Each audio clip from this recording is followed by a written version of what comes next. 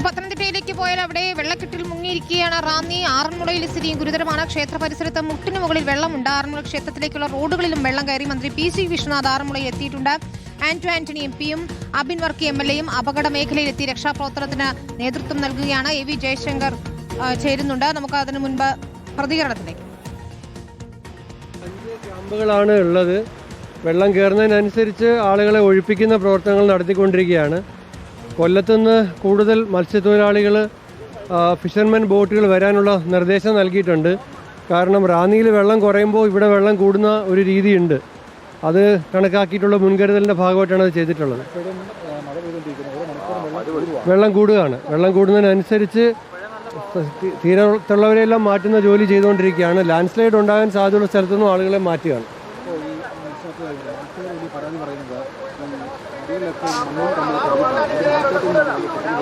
അല്ല, അത് ചെളി മാറ്റുന്ന ഒരു ഇഷ്യൂ ഉണ്ട്. അത് ലോങ് പെൻഡിങ് ആയിട്ടുള്ള ഇഷ്യൂ ആണ്, വർഷങ്ങളായിട്ടുള്ളതാണ്.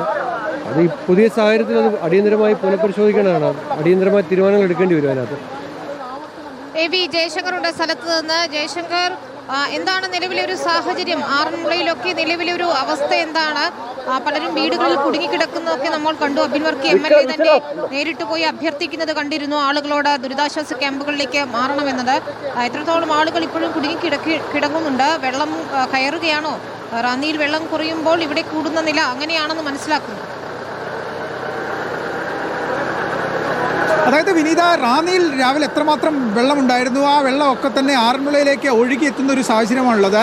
ഒരു പ്രളയ സമാന സാഹചര്യം പമ്പാ നദിയിലുണ്ട്.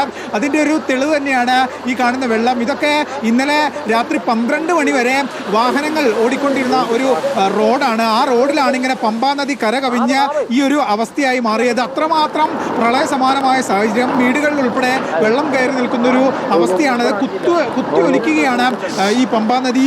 ഈ ആറന്മുള ഭാഗത്ത്, ഈ റാന്നി ഭാഗത്ത് ഇറങ്ങിയ വെള്ളമാണ് ആറന്മുളയിലേക്ക് ഒലിച്ചു വരുന്നത്. ഈ റാന്നി മേഖലയിൽ നിന്ന് ഇപ്പോൾ ഏറെക്കുറെ വെള്ളം ഇറങ്ങുമ്പോൾ അത് പമ്പാ നദിയിൽ ആറന്മുള ഭാഗത്ത് ആ വെള്ളം എത്തുന്നൊരു സാഹചര്യമാണുള്ളത്. ഇവിടെ ഈ ആറന്മുളയുടെ പല പ്രദേശങ്ങളിലും പമ്പാ നദി കരകവിഞ്ഞ് ഒഴുകുന്നൊരു അവസ്ഥയാണുള്ളത്. രാവിലെ നമ്മൾ ഈ പ്രദേശത്തൊക്കെ എത്തുമ്പോൾ കുറച്ച് നടക്കാൻ ഭാഗത്തിൽ കുറച്ച് വെള്ളം മാത്രമേ ഉണ്ടായിരുന്നുള്ളൂ. പക്ഷേ ഇതിപ്പോൾ മുട്ടുവരെ വെള്ളം എത്തുന്ന സാഹചര്യമായി. ഇനിയും ഈ വെള്ളത്തിൻ്റെ അളവ് കൂടുമെന്നാണ് നമുക്ക് ലഭ്യമാകുന്ന വിവരം. കാരണം കൂടുതൽ ഈ മഴ ഉൾപ്പെടെ പ്രദേശത്ത് നിലനിൽക്കുന്നുണ്ട്. ഇപ്പോഴും ഈ പ്രദേശത്ത് ശക്തമായ മഴ പെയ്യുന്നുണ്ട്. രാത്രിയും ഈ മഴ തുടരുകയാണെങ്കിൽ ഈ വെള്ളത്തിൻ്റെ അളവ് ഇനിയും കൂടാൻ തന്നെയാണ് സാധ്യത. ഒപ്പം തന്നെ ഈ പമ്പാ നദിയുടെ ഒരു സ്വഭാവമൊക്കെ അനുസരിച്ച് ഈ റാന്നി ഭാഗത്തു നിന്നൊക്കെ വെള്ളം ഇങ്ങോട്ടേക്ക് ഒഴുകിയെത്താൻ 8-9 മണിക്കൂർ എടുക്കുമെന്നാണ് പ്രദേശവാസികൾ പറയുന്നത്. അങ്ങനെയെങ്കിൽ ഇനിയും കുറച്ച് മണിക്കൂറുകൾ നിർണായകമാണ്. അബിൻ വർക്കിയൊക്കെ സൂചിപ്പിച്ചതുപോലെ ഇന്ന് രാത്രി ഏറെ നിർണായകമാണ്. കാരണം ഇതുവരെ എല്ലാം അണ്ടർ കൺട്രോൾ എന്നാണ് അബിൻ വർക്കി അല്പസമയം മുമ്പ് പറഞ്ഞത്. പക്ഷേ ഇനി അങ്ങോട്ട് ഈ രാത്രി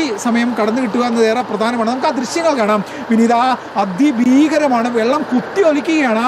ജലം അതിൻ്റെ പ്രളയതാണ്ഡവമാടുന്ന ഒരു സാഹചര്യമാണ് കാണുന്നത്. ഇതൊക്കെ കഴിഞ്ഞ കുറേ മണിക്കൂറുകൾക്ക് മുമ്പ് ആളുകൾ വണ്ടി ഓടിച്ചു പോവുകയും നടക്കുകയൊക്കെ ചെയ്ത റോഡാണ്. ആ റോഡിലാണ് പമ്പാ നദി അതിൻ്റെ പ്രളയതാണ്ഡവമാടുന്നത്. ജലം കുത്തി ഒഴിച്ച് പോവുകയാണ്. അടിയൊഴുക്ക് ശക്തമാണ്. അവിടെ ഒന്ന് പോയി നിന്നാൽ നമ്മളെ വെള്ളം കൊണ്ടുപോകുന്ന ഒരവസ്ഥയാണ്. അങ്ങനെ ഭീകരമാണ്. റാന്നിയിൽ എന്തുണ്ടായോ അതിൻ്റെ ആവർത്തനം ആറന്മുളയിൽ ഉണ്ടാവുകയാണ്. 2018 പ്രളയകാലത്ത് ഏറ്റവും കൂടുതൽ ദുരിതം പത്തനംതിട്ടയിൽ നേരിട്ടൊരിടം ആറന്മുളയായിരുന്നു. അതിന് സമാനമായൊരു സാഹചര്യം ഇവിടെയുണ്ട്. പക്ഷേ നിലവിൽ കാര്യങ്ങൾ നിയന്ത്രണ വിധേയമാണ്. പക്ഷേ കൂടുതൽ വെള്ളം പമ്പാ നദി വഴി ഇങ്ങോട്ടേക്ക് എത്തിയാൽ അത് താങ്ങാൻ ആ നദിക്ക് ശേഷിയില്ല. ഈ ആറന്മുള ഭാഗത്തെത്തുമ്പോൾ സ്വാഭാവികമായും നദി കരകവിയും. ആ കരകവിഞ്ഞ് ആ വെള്ളം ജനവാസ മേഖലയിലേക്ക് പ്രദേശത്തേക്കൊക്കെ എത്തും. നമുക്ക് ഈ ദൃശ്യങ്ങൾ കാണുന്നത് പമ്പാ നദിയിൽ നിന്ന് കരകവിഞ്ഞ് ഈ വഴിയാണ് ഈ വെള്ളം പ്രധാനമായും പുറത്തേക്ക് എത്തുന്നത്. അതിനുശേഷം ഇങ്ങനെ ജനവാസ മേഖലയിലൂടെ ഈ ആറന്മുളയെ പ്രാന്തപ്രദേശത്ത് കുത്തി ഒലിച്ച് പോകുന്ന ഒരു സാഹചര്യമാണ് നിലവിലുള്ളത്.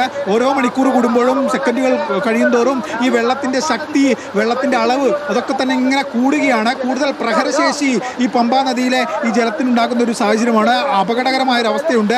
രാവിലെ തന്നെ ഇതെല്ലാം മുന്നിൽ കണ്ടുകൊണ്ട് പരമാവധി ആളുകളെ ഈ മേഖലയിൽ നിന്ന് ഒഴിപ്പിച്ചു എന്നാണ് നമുക്ക് ലഭ്യമാകുന്ന ഇവരൊക്കെ തന്നെ സുരക്ഷിത സ്ഥാനത്തേക്ക് മാറ്റിയിട്ടുണ്ട്. അതുകൊണ്ട് തന്നെ വളരെ പരിമിതമായി വെള്ളം കയറാൻ സാധ്യതയില്ലാത്ത ഇടങ്ങളിൽ വളരെ വളരെ പരിമിതമായ ആളുകൾ മാത്രമേ വീടുകളിലുള്ളൂ. ബാക്കി ആളുകളെയൊക്കെ തന്നെ ഇവിടെ മുൻകാല ചരിത്രമൊക്കെ വെച്ചുകൊണ്ട് ആളുകൾക്ക് രക്ഷാപ്രവർത്തനത്തിന്റെ ഭാഗമായി ഒഴിപ്പിച്ചിട്ടുണ്ട്. ഒപ്പം തന്നെ ഈ ആറന്മുള ക്ഷേത്രത്തിൽ വള്ളസദ്യയ്ക്ക് എത്തിയ ആളുകളെയൊക്കെ തന്നെ ഇതിനോടകം ലോറിയിലും ഒക്കെയായി മാറ്റുന്ന സാഹചര്യം ഉണ്ടായിട്ടുണ്ട്. എന്തായാലും സമാനതകളില്ലാത്ത മറ്റൊരു പ്രളയത്തിലേക്ക് കാര്യങ്ങൾ ആറന്മുളയിൽ എത്താനുള്ള സാധ്യത തള്ളിക്കളയാനാകില്ലെന്നാണ് ജില്ലാ ഭരണകൂടവും സ്ഥലം MLA ഒക്കെ തന്നെ പറയുന്നത്. പക്ഷേ കൃത്യമായ ജാഗ്രത ഈ വിഷയവുമായി ബന്ധപ്പെട്ട് സ്വീകരിച്ചിട്ടുണ്ട്, നടപടിക്രമങ്ങൾ സ്വീകരിച്ചിട്ടുണ്ട്. ഇപ്പോൾ നിലവിലെത്തുന്ന ഈ ജലത്തിൻ്റെ അളവനുസരിച്ച് കാര്യങ്ങൾ നിയന്ത്രിക്കാനാകും. പക്ഷേ ഈ രാത്രി ഏറെ നിർണായകമാണ്. ഈ രാത്രിയിൽ വെള്ളത്തിൻ്റെ അളവ് കൂടുകയും പ്രത്യേകിച്ച് ഈ വനമേഖലയിലെ മഴ ഒപ്പം തന്നെ ഉരുൾപൊട്ടൽ അതേറെ നിർണായകമാണ്. അങ്ങനെ ശബരിമല വനമേഖലയിൽ ഉൾപ്പെടെ മഴയും ഉരുൾപൊട്ടലും ഒക്കെ ഉണ്ടായിക്കഴിഞ്ഞാൽ അതിൻ്റെ പ്രതിഫലനം പമ്പാ നദിയിൽ ഉണ്ടാകും. ആ പ്രതിഫലനം ജനവാസ മേഖലയിലേക്ക് എത്തും. അങ്ങനെ ഉണ്ടായിക്കഴിഞ്ഞാൽ ഇപ്പോൾ ഉച്ച സമയത്ത് ഒരു ഉരുൾപൊട്ടൽ ശബരിമല വനമേഖലയിൽ ഉണ്ടായാൽ അതിൻ്റെ പ്രതിഫലനം നാളെ പുലർച്ചെ ആയിരിക്കും ഒരു പക്ഷേ റാന്നിയിലും ആറന്മുളയിലും ഒക്കെ ഉണ്ടാകുക. ഈ റാന്നിയിൽ